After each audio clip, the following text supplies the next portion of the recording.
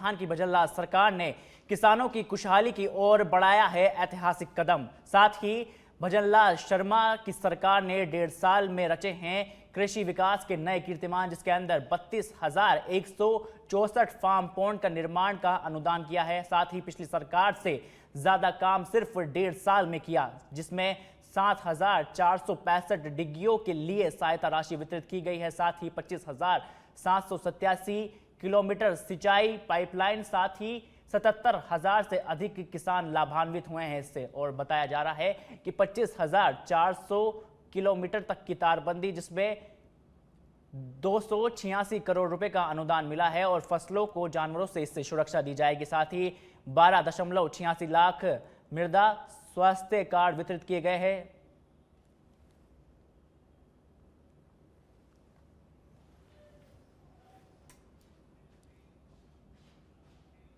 सीकर जिले के घोद विधानसभा मुख्यालय पर कांग्रेस की ओर से संविधान बचाओ रैली का आयोजन किया गया। रैली को पीसीसी चीफ गोविंद सिंह डोटासरा, विधानसभा में नेता प्रतिपक्ष टीकाराम जूली सहित कांग्रेसी नेताओं ने संबोधित किया। साथ ही कांग्रेस प्रदेश अध्यक्ष गोविंद सिंह डोटासरा ने कहा कि 1.5 साल के कार्यकाल के दौरान सरकार एक भी राजस्थान में काम नहीं कर पाई है। वहीं विधायक गोवर्धन वर्मा ने विकास के नाम पर सरकार को आड़े हाथों लिया और राजस्थान में भजनलाल सरकार के कुशासन में किसानों को लूटने का काम किया जा रहा है, ऐसा कहा। साथ ही नेता प्रतिपक्ष टीकाराम जूली ने संबोधित करते हुए कहा कि राजस्थान में ऐसी सरकार पहली बार शासन कर रही है, जहां पर अगर सरकार को कोई भी विरोध करता है तो उसी के खिलाफ प्रशासन कार्रवाई करने के लिए उतर जाती है। साथ ही विरोध करने वालों के खिलाफ घरों की बिजली और पानी तक का कनेक्शन काट दिया जाता है।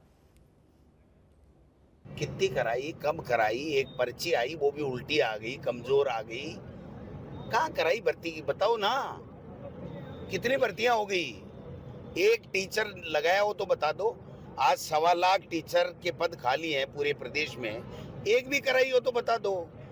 दूसरा कोई किया हो तो बता दो। प्रतिनियुक्ति से काम चला रहे हैं, सारे पद खाली पड़े हैं, स्कूलों में खाली पड़े हैं, नगर पालिकाओं में ईओ नहीं है, अधिकारी नहीं है, कर्मचारी नहीं है, बाबू नहीं है, सिपाही नहीं है, थानों के अंदर थानेदार नहीं है, एवजी से काम चला रहे हैं। तो भर्तियां करी कहाँ हैं इन्होंने? और ये बड़ी बड़ी बातें कर रहे थे, क्या कर लिया साहब? कौन सा तीर मार लिया? जिस एसआई भर्ती के लिए कह रहे थे कि सारा फर्जीवाड़ा हो गया, हम रीट को सीबीआई से जांच कराएंगे, एसआई भर्ती को निरस्त करेंगे, हमने 60,000 टीचर की भर्ती की थी, दोबारा परीक्षा करा करके एक पेपर आउट हो गया। तो देखिए, हम लगातार सड़कों पे हैं, आज भी यहाँ इतनी बड़ी मीटिंग हुई है, ये सरकार के खिलाफ ही तो हमने की है। और कैसा चाहते हैं ये? आज यहाँ 5-7 हज़ार लोग यहाँ पे आए हैं तो सरकार के खिलाफ ही तो बात कर रहे हैं। तो कौन सी कसर हमने छोड़ रखी है? और इनका सुशासन तो इनके गढ़ी के एमएलए वहाँ थाने में बैठ के कह रहे हैं कि तेरे कपड़े उतरवा के भेज दूंगा थानेदार, तू अगर सही नहीं करेगा तो ये तो हालत इनकी हो रही है। कल जोराराम जी कुमावत इनके मंत्री हैं, पाली किसी गांव में उद्घाटन करने गए थे, गांव वालों ने विरोध किया कि आपने काम नहीं किया, उद्घाटन नहीं करने देंगे, तो आज उनके पानी के कनेक्शन काटने के लिए टीम भेज दी।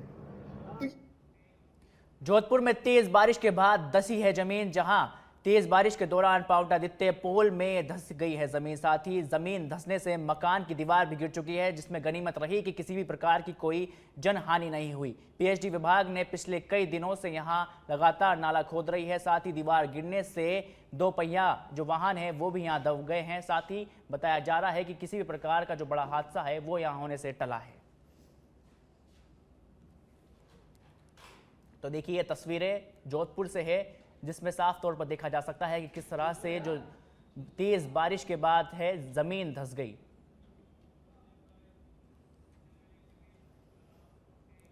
जयपुर ग्रामीण के जमवारामगढ़ से खबर, जहां मानवता को शर्मसार कर देने वाली तस्वीरें सामने आई है। 90 वर्षीय बुजुर्ग महिला की शव यात्रा कीचड़ में फंसी, जहां शमशान तक शव को ले जाने वाले परिजन मजबूर हुए हैं। साथ ही इलाज को लेकर अंतिम संस्कार तक का रास्ता बना है अभिशाप।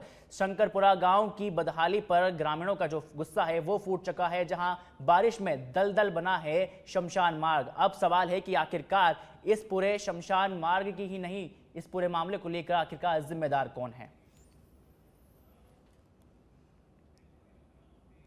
दौसा से बड़ी खबर, जहां शिशु चिकित्सालय में हंगामा देखने को मिला है। साथ ही 3 दिन से भर्ती प्रसूता को जयपुर रेफर करने पर यह हंगामा हुआ, जहां परिजनों ने आरोप लगाया है कि अस्पताल स्टाफ ने लापरवाही की है।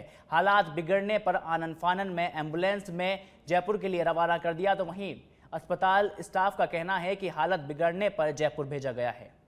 और 3 दिन से बोल रहे हैं हो जाएगा, नॉर्मल हो जाएगा, हो जाएगा। अभी भी 1 घंटे पहले ही पूछा है हमने, भाई हो जाएगा, नहीं हो तो आगे रेफर कर दो, तुम नहीं हो जाएगा, कोई दिक्कत नहीं। जब पेशेंट ने बिल्कुल दम तोड़ दी, पेशेंट की जीप नीली पड़ गई, जिसके बाद में ये रेफर कर रहे हैं साहब। टोंक से बड़ी खबर, जहां ट्रेन की चपेट में आने से महिला की मौत हुई है। अजमेर बांद्रा की ट्रेन की चपेट में आने से यह जान गई है, जहां बनस्थली निवाई रेलवे स्टेशन का यह पूरा मामला है। मृतिका की फिलहाल शिनाख्त नहीं हो पाई है, जहां जीआरपी प्रथम दृष्टि में माना जा रहा है कि यह आत्महत्या है।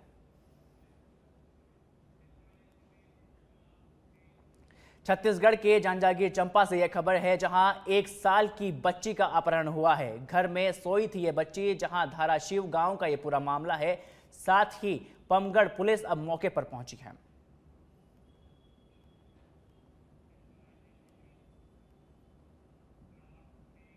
सिरोही से खबर, जहां इंद्रदेव हुए हैं मेहरबान, जहां छूटी है मूसलाधार बारिश। साथ ही जिले में कई स्थानों पर हो रही है जोरदार बारिश। रेवदर, आबू रोड और पिंडवाड़ा सहित स्थानों पर बारिश हो रही है, जिसमें हाईवे से गुजरने वाले वाहनों को बारिश के चलते भारी परेशानी का भी सामना करना पड़ रहा है। साथ ही तेज बारिश के चलते विजिबिलिटी है वो यहां 0 हो चुकी है। धौलपुर से खबर है, जहां फाइनेंस कर्मियों से लूट के मामले में 2 आरोपियों को गिरफ्तार किया गया है।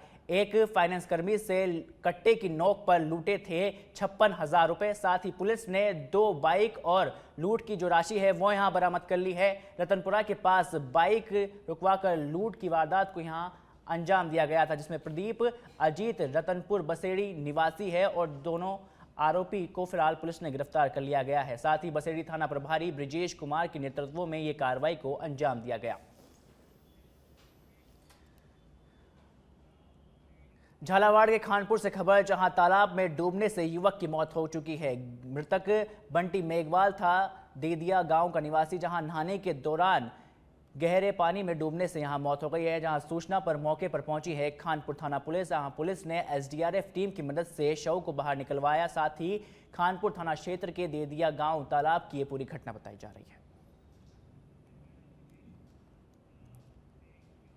बयाना उप जिला क्षेत्र में आए दिन घटनाओं को ध्यान में रखते हुए बयाना डीवाईएसपी कृष्णराज जांगिड़ की ओर से बिना हेलमेट और 4 पहिए वाहन में बिना सीट बेल्ट के गाड़ी चलाने वालों के खिलाफ एक चेकिंग अभियान चलाया गया। इस दौरान बिना हेलमेट पहने बाइक चालकों से डीवाईएसपी कृष्णराज जांगिड़ गानीवादी तरीके से हेलमेट लगाकर वाहन चलाने की अपील करते हुए दिखाई दिए। लोगों ने इस बात को लेकर चर्चा का विषय भी बना हुआ है। वक्त में मौजूद हूँ बयाना के प्रसिद्ध चौराहे गांधी चौक पर। आमतौर पर देखा जाता है कि पुलिस द्वारा कड़े एक्शन लिए जाते हैं, सख्ती से पेश आते हैं पुलिस वाले। आज यहाँ एक अलग ही तस्वीर देखने को मिली है। बयाना के डीवाईएसपी कृष्णराज जांगिड़ द्वारा यहाँ पे एक अलग ही मुहिम की जा रही है। जो लोग बिना मोटरसाइकिल पे बिना हेलमेट के जा रहे हैं, 2 व्हीलर पे जो उन्होंने हेलमेट नहीं लगा रखा है, उनको रोक के समझाइश की जा रही है और हाथ जोड़ के समझाया जा रहा है। सीधा सीधा सा इसका कहने का तात्पर्य है कि जो बयाना के डीवाईएसपी कृष्णराज जांगिड़ हैं, वो गांधीगिरी के द्वारा लोगों को समझाने की कोशिश कर रहे हैं कि हेलमेट लगाना कितना अनिवार्य है। हेलमेट होगा तो अगर एक्सीडेंट होता है तो उसमें बचने के पूरे चांस होते हैं। सर से समझना चाहेंगे कि लोगों को कैसे समझाइश की जा रही है और क्या किया जा रहा है। सर, पहले तो आपके सत्याग्रह पर बहुत बहुत स्वागत है सर। आमतौर पे देखा जाता है कि पुलिस कड़े एक्शन लेती है, लोगों को पकड़ती है, चालान करती है। यहाँ बहुत उल्टा देखने को मिल रहा है। आप गांधीगिरी के द्वारा हाथ जोड़ के लोगों को समझाइश कर रहे हैं, इसके बारे में क्या कहेंगे सर?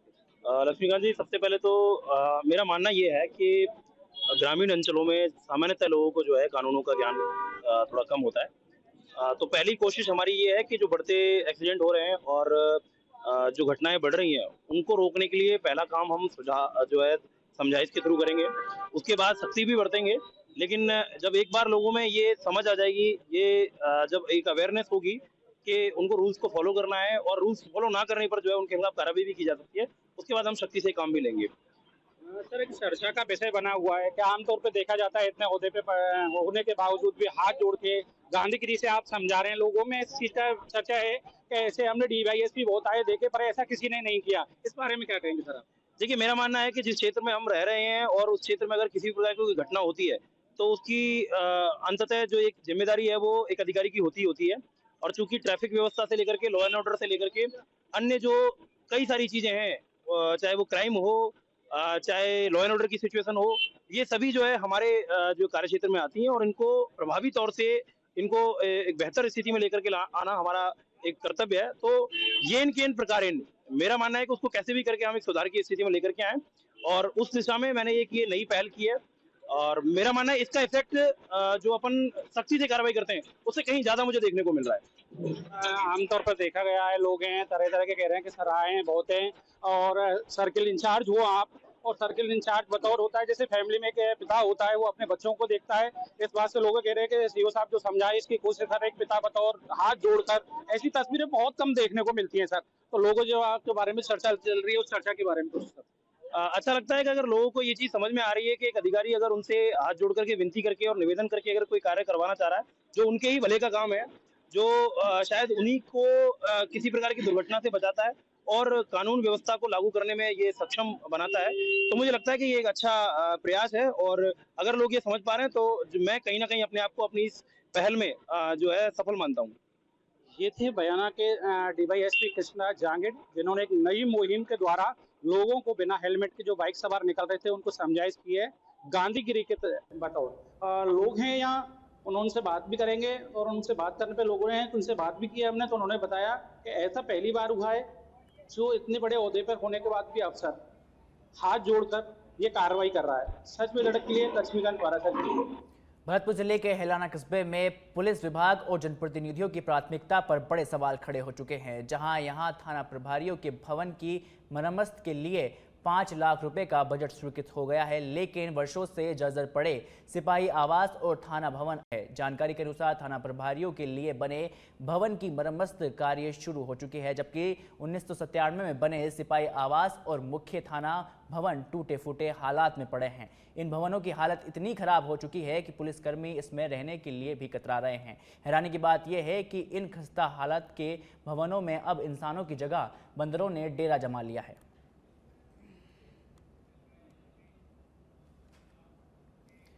अजमेर जिले में हुई है तेज बारिश ने जनजीवन को अस्त व्यस्त कर दिया है, जहां शहर की कई सड़कें जलमग्न हो चुकी है। इससे आवागमन में भी काफ़ी दिक्कत आ गई है। सबसे अधिक परेशानी की बात तो ये है कि अजमेर रेलवे स्टेशन पर लगातार जिस तरह से बारिश हो रही है उससे लोगों को परेशानी देखने को मिल रही है, जहां प्लेटफॉर्म पर भारी मात्रा में बारिश का पानी भर चुका है। यात्रियों को पानी से लबालब प्लेटफॉर्म से गुजरना पड़ रहा है, जिससे उन्हें काफ़ी कठिनाइयों का सामना करना पड़ रहा है। कई यात्रियों का जो सामान है वो यहाँ भीग चुका है और उन्हें बैठने तक की जगह तक नहीं मिल पाई है। स्टेशन परिसर में जल निकासी की व्यवस्था काफ़ी नाकाफी साबित हो चुकी है। फतेहगढ़ के खेलरी बास गांव में 11 जुलाई को पेट्रोल पंप पर हुई लूट का टाउन थाना पुलिस ने 24 घंटों के बाद अब खुलासा किया है। साथ ही 5 आरोपियों को यहां गिरफ्तार कर लिया है, जिसके बाद पुलिस को बड़ी सफलता हासिल हुई है। साथ ही टाउन थाना अधिकारी सुभाष कशवाहा ने बताया कि आरोपी ने 11 जुलाई को चाकू दिखाकर पंप सेल्समैन राजू से 50,000 रुपए की लूट की थी, जहां टाउन थाना पुलिस ने पूछताछ में 5 आरोपियों ने चैन स्नैचिंग, लूट और चोरी की वारदात को स्वीकार किया है। वहीं आरोपी पर पूर्व में भी विभिन्न थानों के अंदर कई जो मामले हैं वो दर्ज हैं। साथ ही लावन थाना पुलिस की सिवाड़ा चौकी पुलिस ने नशे के खिलाफ बड़ी कार्रवाई करते हुए रोडवेज बस में सवारी कर रही एक सोशल मीडिया इन्फ्लुएंसर महिला भंवरी उर्फ भाविका चौधरी को 150 ग्राम एमडी के साथ गिरफ्तार किया है। आरोपी के इंस्टाग्राम पर 83,000 से अधिक फॉलोवर्स है और वह बाड़मेर से ओझा गुजरात की ओर जा रही थी। गुप्त सूचना पर बस की तलाशी ली गई, जिसमें महिला के बैग से मादक पदार्थ बरामद किया गया है और इस कार्रवाई में कांस्टेबल कमलेश और लक्ष्मण की अहम भूमिका देखने को मिली।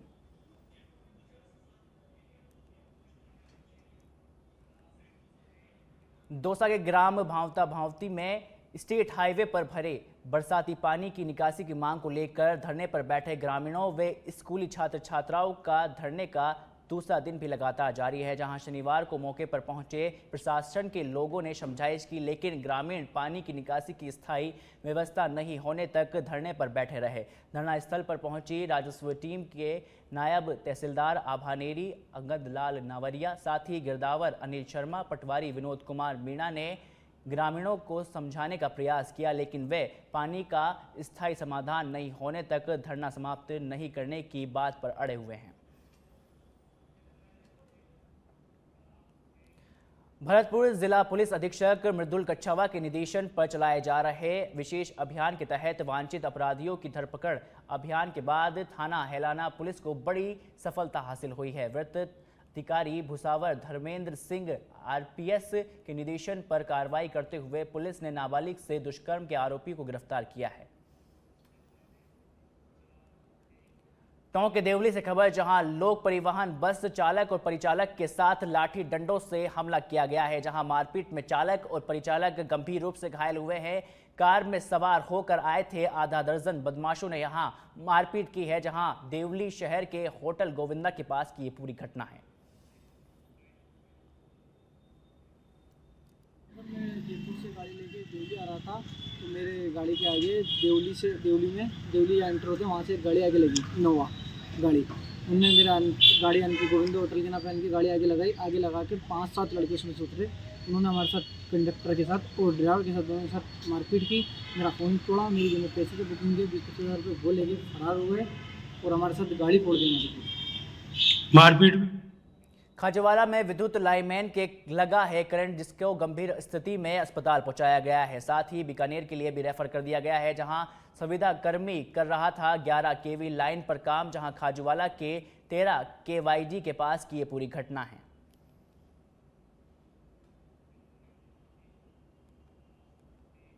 बारा के शाहबाद से खबर, जहां सवारियों से भरी हुई रोडवेज बस नाले की तेज बहाव में फंस गई है। नाले पर 3 फीट से अधिक पानी की चल रही है चादर। साथ ही भंवरगढ़ बाईपास पर नाले में बस फंसने से सवारियों में हड़कंप मच गया, जिसके बाद कड़ी मशक्कत के साथ ट्रैक्टर की सहायता से बस को बाहर निकाला गया।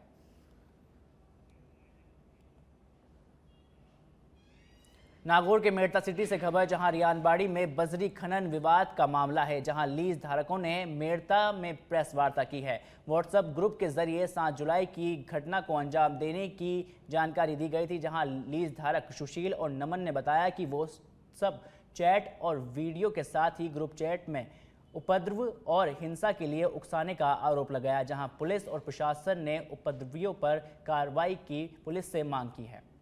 अपील करना चाहूँगा रियाबाड़ी क्षेत्र से कि हम आप ग्रामवासियों क्षेत्रवासियों के साथ में सहयोग से ही चलना चाहते हैं। आज हम वहाँ पे काम करने आए हैं, तो आपके सहयोग से ही हम चलना चाहेंगे। आपको कुछ साधन समाधान चीज़ें सही तौर पे सही रेट में मिले और आपका भी बिजनेस चले, अर्थव्यवस्था रियाबाड़ी की चले, इसलिए हम वहाँ पे आए हैं। तो हम आपसे यही अनुरोध अपील करने आए हैं कि आप हमारा सहयोग करें, सच का सहयोग करें। दौसा से खबर है, जहां जिम संचालक और ट्रेनर से मारपीट से जुड़ा यह पूरा प्रकरण है, जहां कोतवाली थाना पुलिस को बड़ी सफलता हासिल हुई है। पुलिस ने मुख्य 3 आरोपियों को गिरफ्तार कर लिया है। साथ ही पुलिस ने घटना के 48 घंटे के भीतर ये गिरफ्तारी की, जहां आरोपियों ने जिम संचालक और जिम ट्रेनर पर हमला किया था।